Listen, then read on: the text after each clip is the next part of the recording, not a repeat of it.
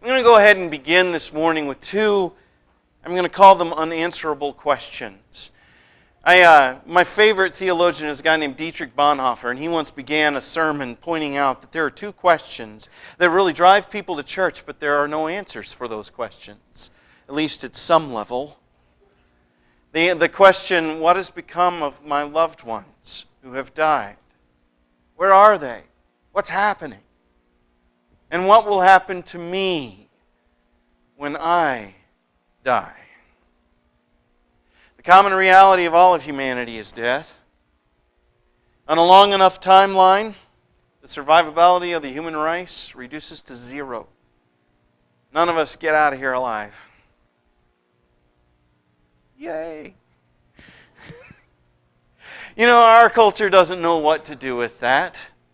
It just absolutely freaks us out. That's why we go to monster movies, horror movies, you know. And I put up ancient horror movies up there, you know, the horror movies from the 30s and 40s, because I cannot put up the pictures of what we go to now.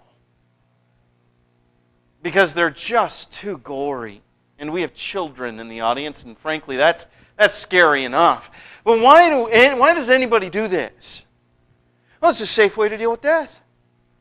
It's a safe way to deal with the fear of death. You can be scared for half an hour, and then you can leave it in that dark room and walk away. You can take a moment or two and let it challenge you and wonder about it and think about it and be afraid.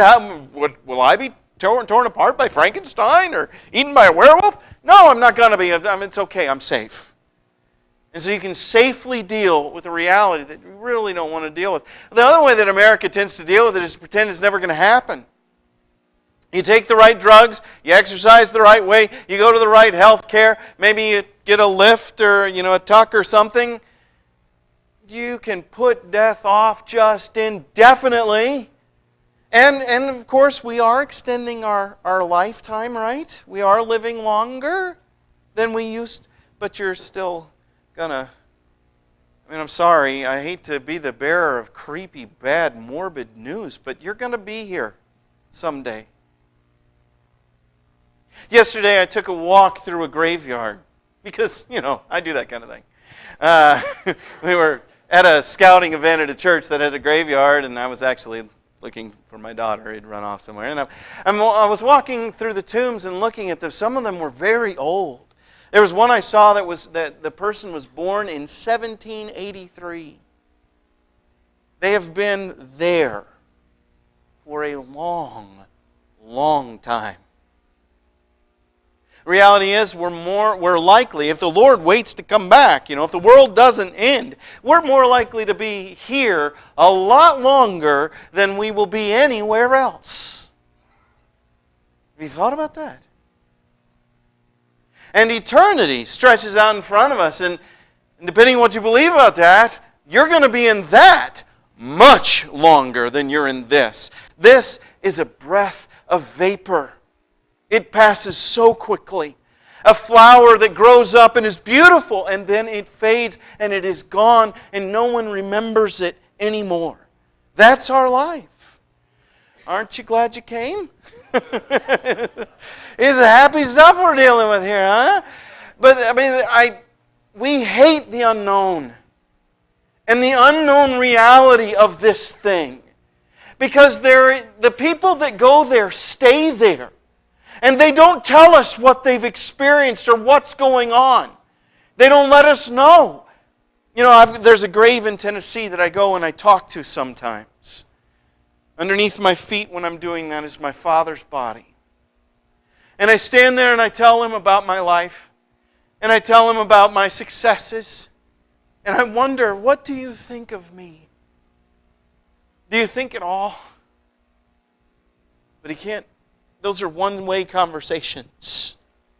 He doesn't ever get up and if he did, it'd kind of freak me out a little bit, right? Because the dead don't speak and we don't know. And so we are left with these two great unanswerable questions. What has become of the loved one that I had who is now there? Where is my father? What's happening to him? Is anything happening to him? And what will become of me? Because death is coming closer to me. And one day it will take me. What's going to happen then? Well, the thing is, if I'm going to be in the grave or in the afterlife or whatever it is, longer than I'm going to be alive, I probably ought to do everything that I can to prepare for it, shouldn't I? I ought to be doing everything that I can to find out about it, everything that I can to learn about this stuff. And these unanswerable questions, are there any answers? The people experiencing it can't tell me, but is there anywhere where I can turn? The truth is, it's beyond the knowing of my senses. My research is not going to be by looking at it. I can't put my face into the water of death for a moment and then pull my face back out and go, oh, that's what that looks like. Well, in order to get into death, I got to go there. And so my sight and my smell, none of it works. So where do I turn? Well, human beings turn to religion. And they're right to do so. It's the one place that we can search for the metaphysical. It makes sense to go to religion. But I'll tell you one thing about all these religions, and I'm not here to dog on these other faiths, but all these faiths are started by folks who are here on this side of the thing. And if we want to really know about the thing on the other side, talking to one another on this side is not going to help us. We need somebody who has come from beyond. We need an outside source if we want to learn about what's outside. Someone needs to come from there to here. Most of the world's religions are started by someone who thought a lot, meditated a lot, or had some sort of religious experience. But what they all have in common is none of them have died. Because once they die, they stop writing religious documents. But this faith, one of the things that makes Christianity unique is the claim that this man is from beyond our world. That he's not just another teacher, not just an interesting sage, not just a really good rabbi. He's all of those things, but he's more. He is from the outside. Now this actually is Jim Caviezel. But he is here to represent to us Jesus Christ, the man from beyond, and the man who has passed through. The one who has died and returned. And so, as we turn to Him to seek answers, we're seeking answers from a source that is legitimate. A source that knows what He's talking about. Because He's been there. And He's come to us from there. And He comes to us to help us explore what we cannot otherwise explore. We are helpless to learn about the end of time or about death without a guide who has been there. And that's Him. And so that's why you're here today. If we're going to talk about the shadowy mists of the end, if we're going to learn about the unexplored country from which no one returns, we need to explore it with someone who actually did return. Who actually defied all that and said, yes, I've been there. Listen to me. Now before we begin exploring about Jesus, I want to just really quick touch on something that is not the Christian hope. Because so many Christians actually believe something that is frankly false and heretical. And I want to start with that, and that is the Star Wars afterlife. If you meditate really hard, you can achieve immortality, is the idea behind the Jedis there. You know, if you haven't seen Star Wars, oh, you are so missing out. But if you haven't seen Star Wars, you may have no idea what this is. But these are people who have died. But because they were Jedi, they come back as glowy things and they can talk to you. They are disembodied spirits. And so much of Christendom in America today, and in much of the world today, is looking forward to exactly that. We want to be disembodied. Now, frankly, that is not the Christian hope. It's not. What Christians hope for is not a state without a body. That's not what we long for. That idea first came to us from a guy named Plato, or in a real big and well-publicized way, from a book called the Phaedo. And the Phaedo was a discussion with Socrates. The guy in the bathrobe pointing at the ceiling there is it's an actual photograph of Socrates. It's not a photograph. And it's a painting of Socrates in his last moments before he drinks the hemlock that killed him for corrupting the youth. Plato was a student of Socrates, and he describes in the Phaedo his last discussion with Socrates. And what he's talking about, what was really on Socrates' mind before consuming the hemlock smoothie, was that he was going to die. And what did that mean? And he explores the reality of the soul, that the soul is immortal, the flesh is not. The body's going to die. The body's only alive because the soul is in it. And when the soul departs, when it leaves, it doesn't get any smaller or less or weaker. The body then decays and rots away. The soul doesn't need it anymore.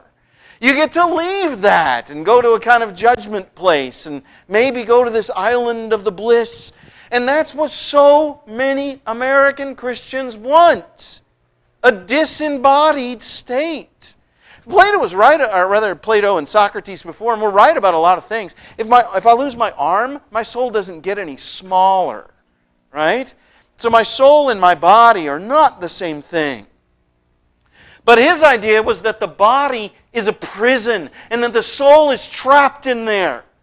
We're caught inside of that thing. And what we want is liberation because the body is a horrible thing.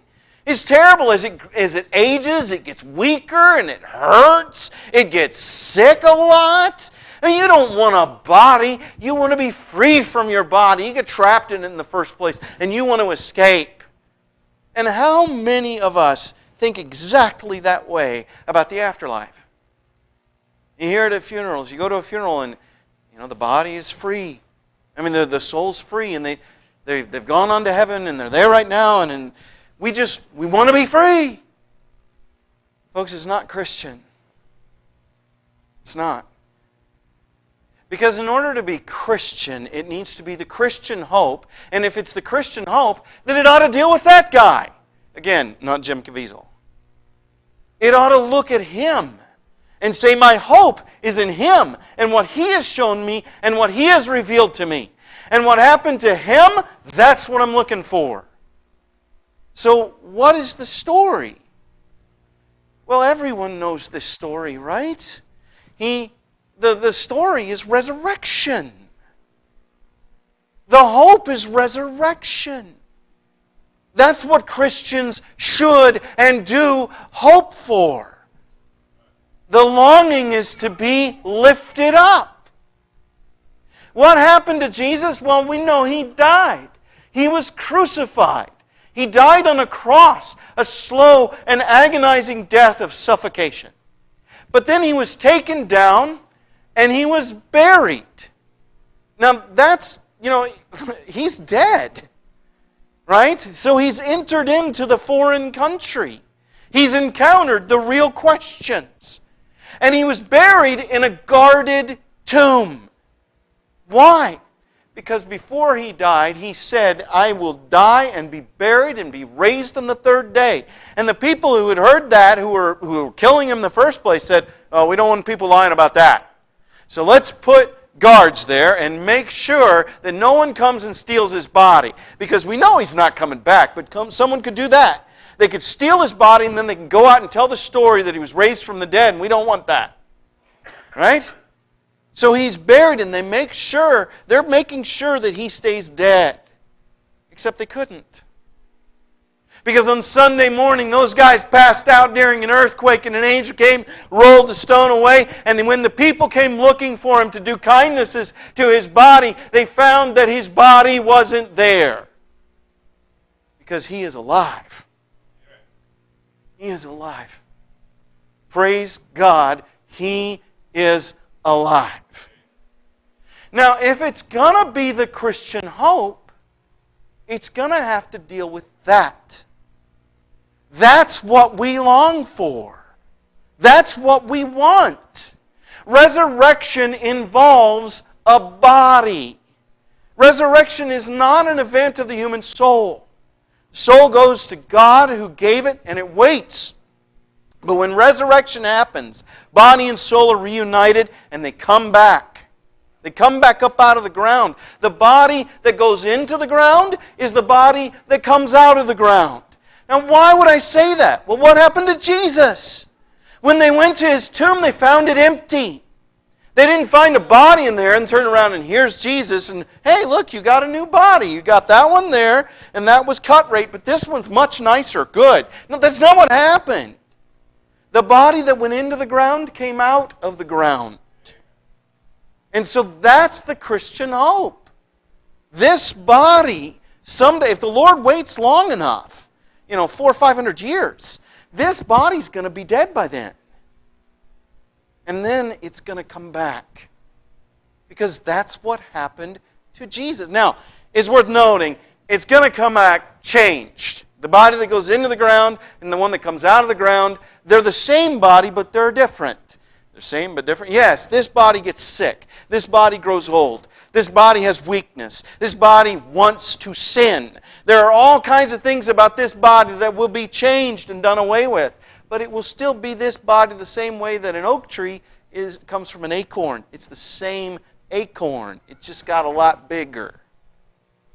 Well, this body is the seed going into the ground that will come out different. It'll come out imperishable. It'll come out transformed and not wanting to sin. It'll come out without age, and it won't get old, and it won't die. Those things will be done, but it'll still be this body. Well, why do I care?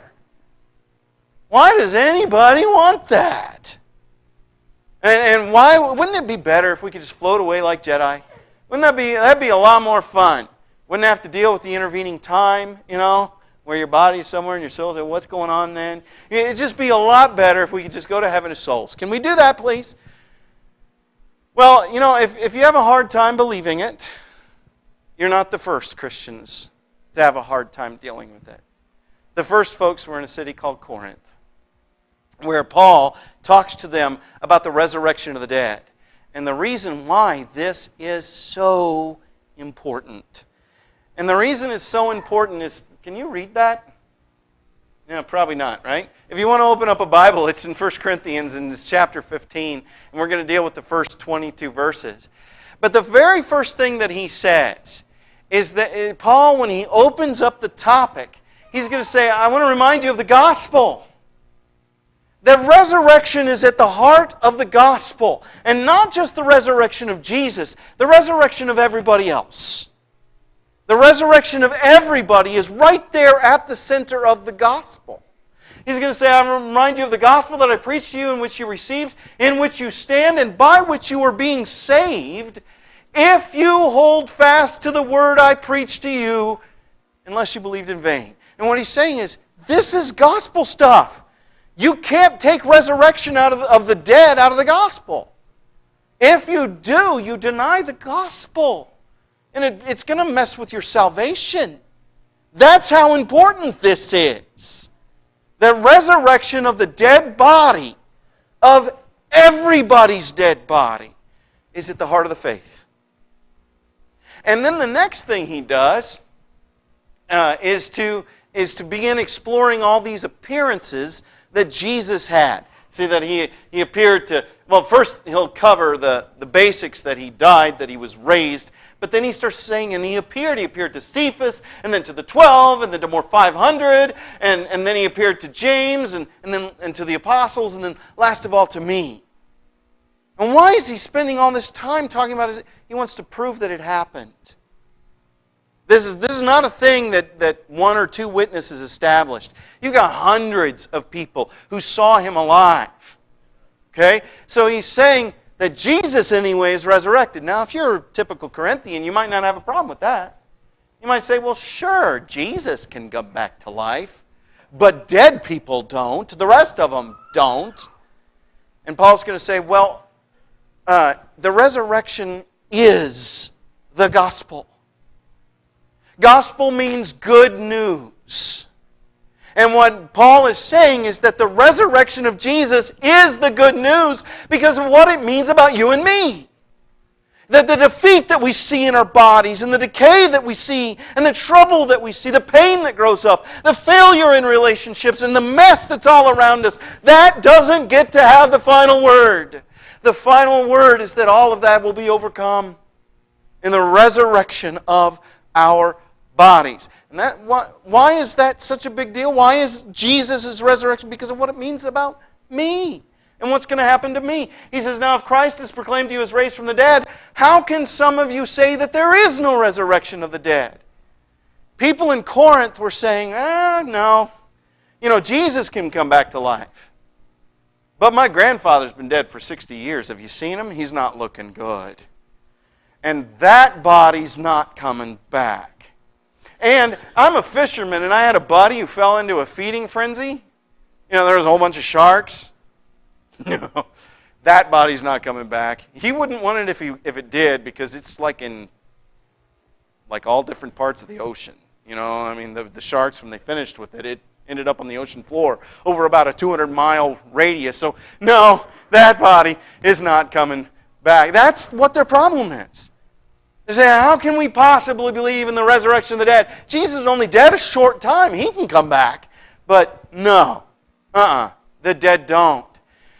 And Paul's answer is that either the dead people come back to life or they cannot. Either they can do it or they can't. And Jesus is a people. So if dead people can't come back to life, well, then Jesus can't come back to life. And if they can't, all kinds of bad things follow. Like, we lied to you. I've been lying to you for years. If the dead don't come back to life, then for 2.5 years, I have been fibbing, because I've been telling you that there's a gospel, and if the dead don't come back, there isn't one. And not only that, you're still in your sins. If the dead don't come back to life and Jesus hadn't been raised, you're still in your sin. And not only that, but boy, what are we even doing with our lives? This is just such a waste. All kinds of horrible things come.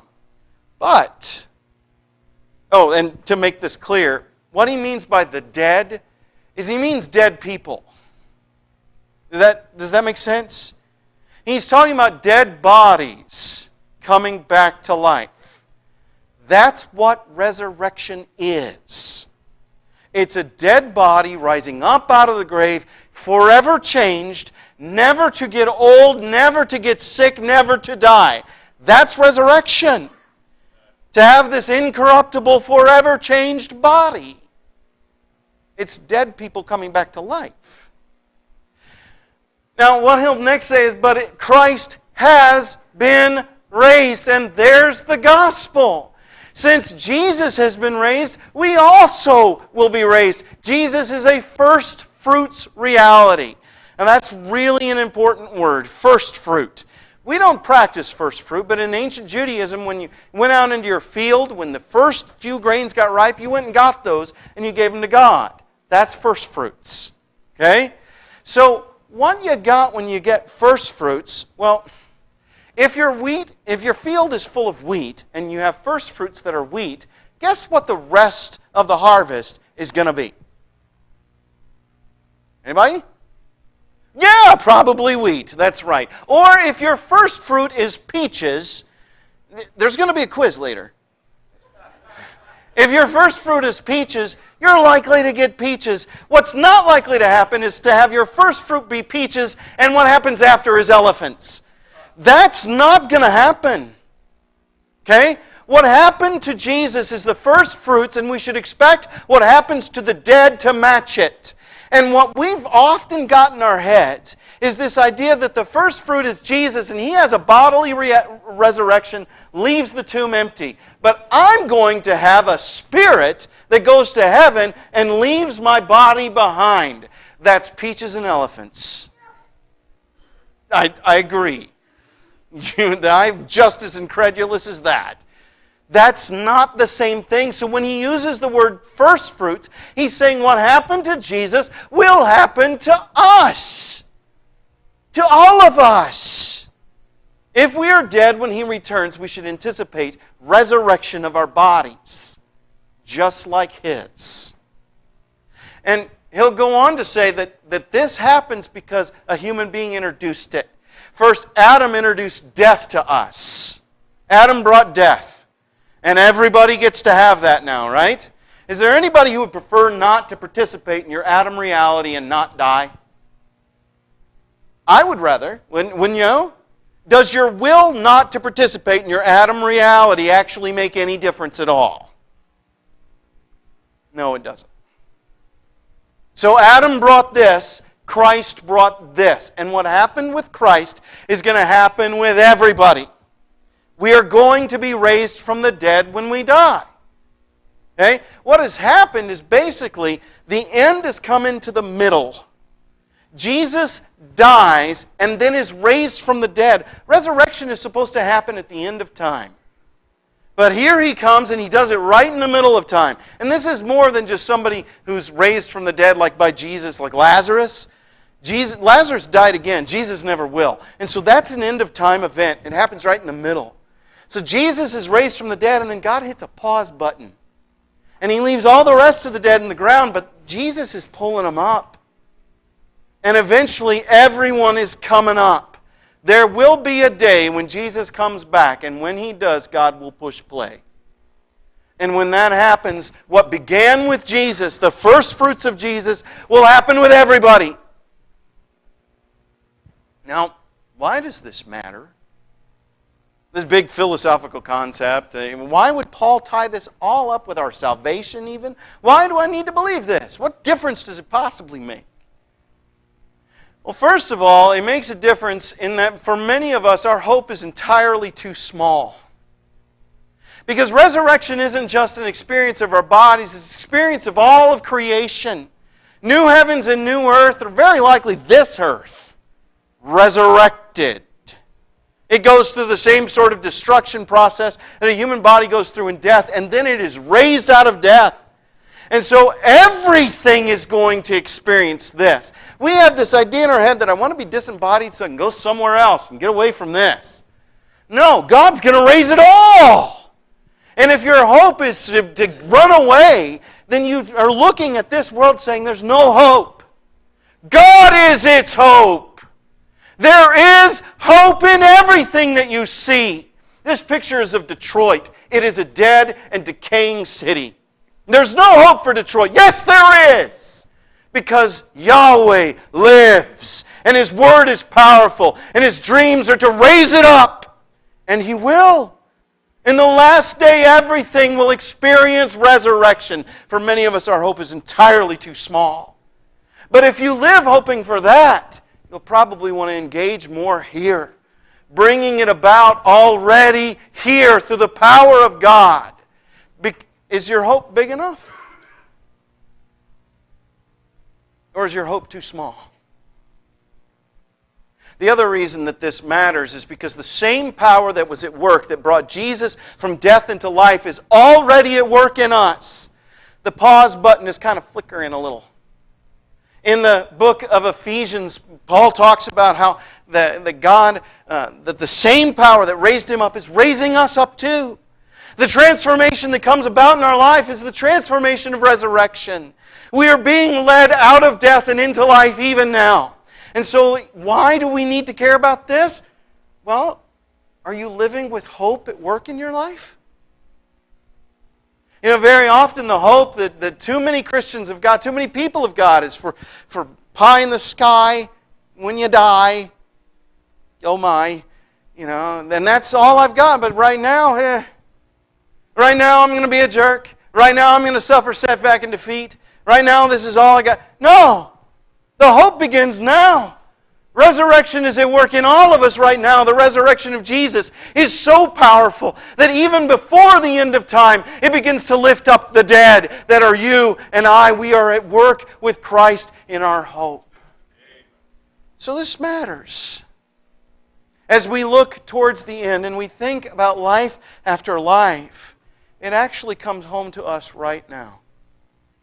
Right now. Right here. As the hope of God bubbles up within Christ's redeemed. Because those who have set their sights on Jesus' resurrection, He is saying, come with me. And He carries us into a new and better way of life. One that we could never find on our own. What do you think? Do you want this? I do. My heart yearns for resurrection. I long for the great day when the Lord will come back and set to right all things. And that day is coming. May it come quickly. But even now, is it at work in you? If you look in your life, do you see the work of Christ's resurrection as He changes you from one degree of glory into another? And folks, if you have not begun the walk with Jesus, we're so thrilled you're here. And we hope that you will join with us as we follow Him, because He's leading us to such good places. Such wonderful things. Things we can't even imagine are in store. You want to follow Him with us? There's water right here. You can. If you want to come and join with Jesus, He's done everything He can to make that open for you. He wants you. It may be that you came to this place and you came carrying a burden that has nothing to do with anything that I've talked about, but you're hurting and you want the compassion and the care of the church. If that's you, let us know, because we want to pray for you. If this morning you're subject to the invitation of God, there's room right here. Why don't you come while we stand up and sing?